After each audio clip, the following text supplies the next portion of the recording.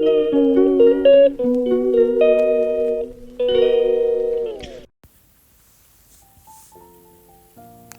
guys, good morning. For today's video, ipapasyal ko po kayo dito sa aking maliit na backyard.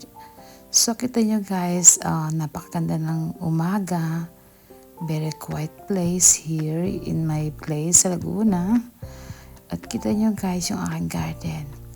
Super ako na-amaze kasi guys, minsan ko lang siya makita once in a blue moon.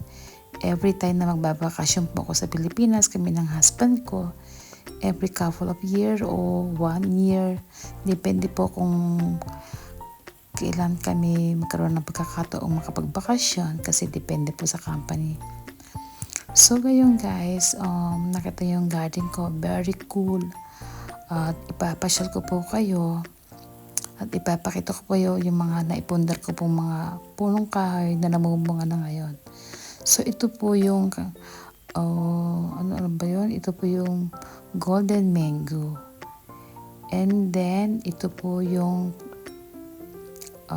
santol na mangkok, yung malaki po yung kanyang bunga. Tapos guys, meron klase-klase po ng halaman dyan na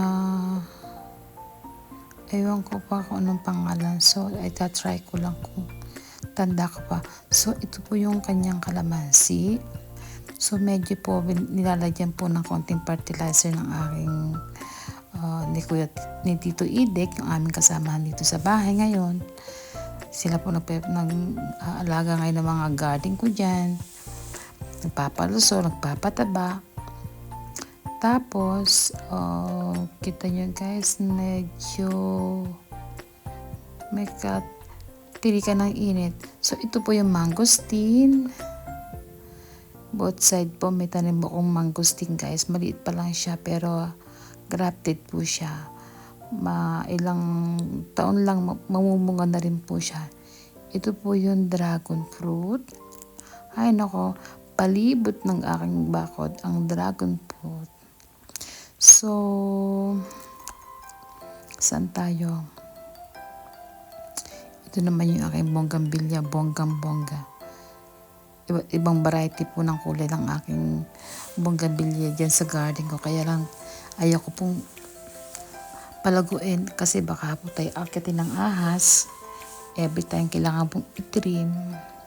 So, ito po yung sinasabing creamberry sa Pilipinas. Yan. Kita niyo yung bunga niya guys. Iintayin niyo lang siya mahilog na mahilog. Pag siya po ay magkukulay na dark at ginagawa po siyang juice dito sa Pilipinas. So yan, saan tayo makakarating? So ay nako, tiis-tiis lang po sa labas kahit napakainit. Mailibot ko lang po kayo dito sa aking maliit na backyard. So, mangosteen din po ito. Ayan, guys.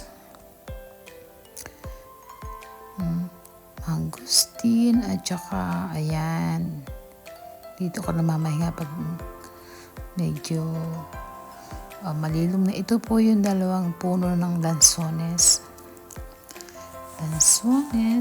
Sa ngayon, hindi pa rin sila namumunga. Kailangan pang lagyan ng pataba at hindi naman po sila gaanong tataas kasi mga grafting po yan.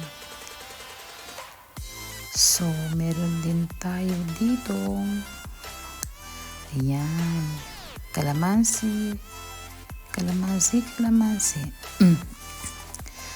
at saka papaya tree. Ayan, meron din papaya. And then, meron po tayo ditong rambutan. Ayan guys, kita nyo. May bunga na rin po siya. So, actually guys, sa matagal-tagal na panahon, ngayon lang ako talaga makakabigay ng sarili kong tanim. Kasi, pag magbabakasyon lang ako, kulang makikita yung aking garden. So, ito naman po yung I think Goyabano. Yes, Goyabano. At saka ito po yung dragon fruit. Yan, Goyabano po yan. Ay nako, kung saan na lang gumapang yung aming dragon tree. Ayan, medyo nagagalit na yung kapitbahay kasi ginagapangan daw yung kanilang bakod. So, itinitirim ko rin guys, kailangan bawasan. Kasi baka maging masukal at para tayong gubat na dito. So, yan. Kita nyo, sobrang crowded na at kailangan bawasan po sila. Yan. Medyo hindi na magandang pangtingnan. So, ito naman po yung Hawaiiana pineapple. Galing po ng Bisaya yan guys. Binibili ko hanggang Laguna. Ito naman yung tawag lemongrass. Yan, may sili.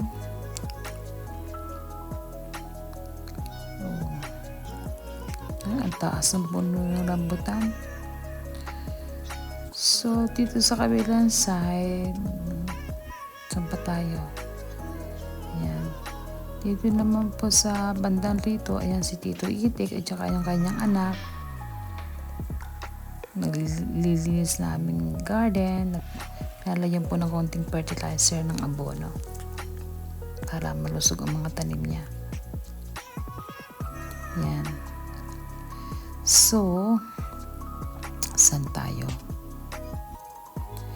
Medyo talagang ang init guys. Tiis-tiis lang talaga. Masipag ni Tito. So, saan tayo? Lakad-lakad pa rin tayo. Yan. Ang dami rin pong bunga niyan. So guys, talagang hindi na ako kailangan pang bumili sa labas. At saka, importante, hindi na ako magpapaakyat.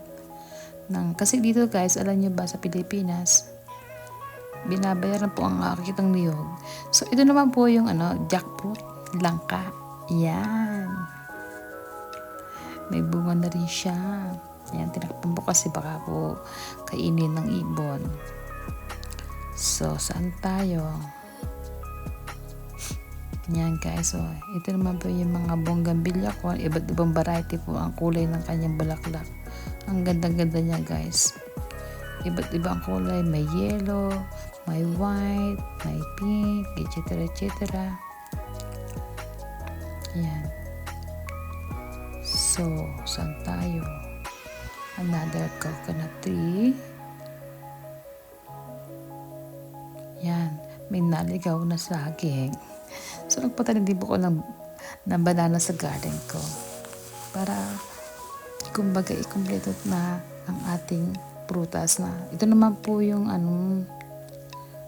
medyo kailangan ng konting pataba. Suha. Tapos ito po ay yan, santol din yan. Maliit pa lang siya. This is also suha. This is guava tree. Yan, ang lago guys. Ang tayog ng kanyang puno. Good morning. Ito, teka, nagbablog ako. Punta natin si Kuya. Ito yung aming suki sa Okay. tapo. Hello! Ang ganda natin buhok natin na yun ah. Kulay Diba? Kailangan pula lahat para maswerte sa buhay. Mawalas. Walat hanggang ang linaw.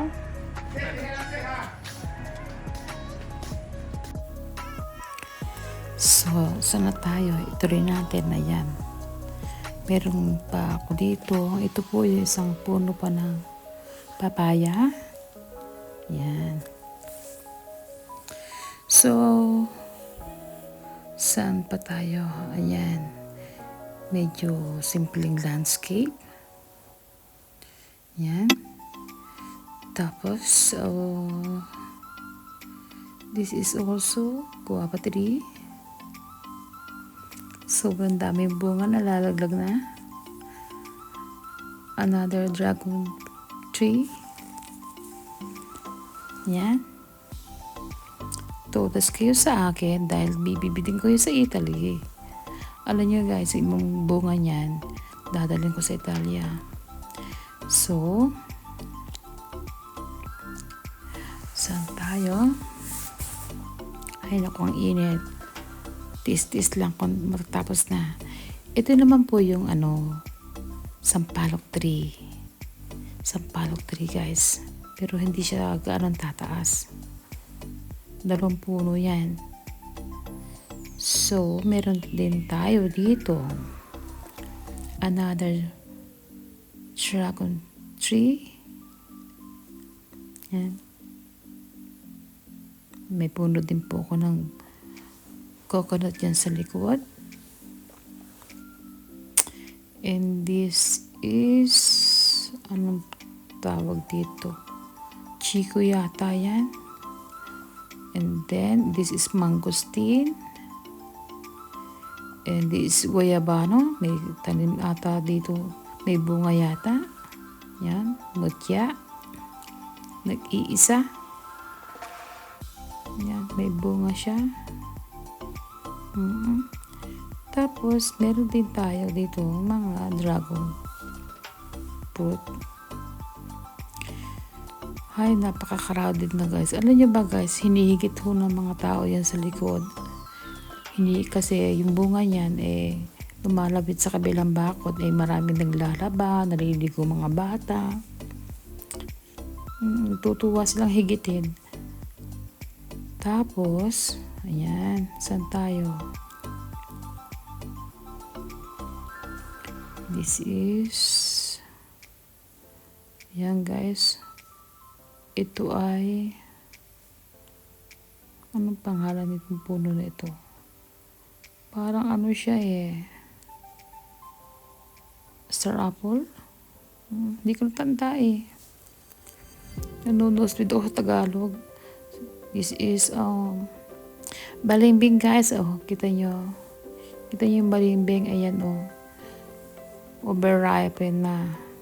Yun, ang taas. So, saan tayo? Ayan guys, yung aking yan. Vitamin C yan guys, antioxidant. So, dito pa lang sa garden ko guys, ay winner na tayo. Hindi na kailangan bumili sa labas. So, saan na tayo? So, this is avocado tree guys. Ayan, avocado yan. And then,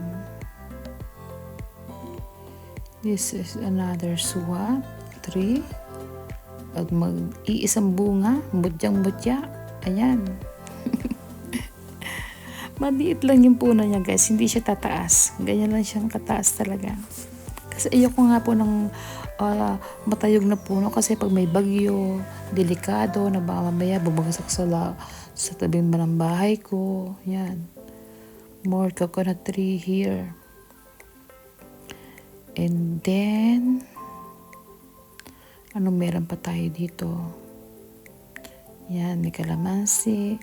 Yan guys, ito po yung pinakapuno na malunggay. Napakatanyag na yun. Ang taas na malunggay na yan guys. Hindi na maabot. Ayan.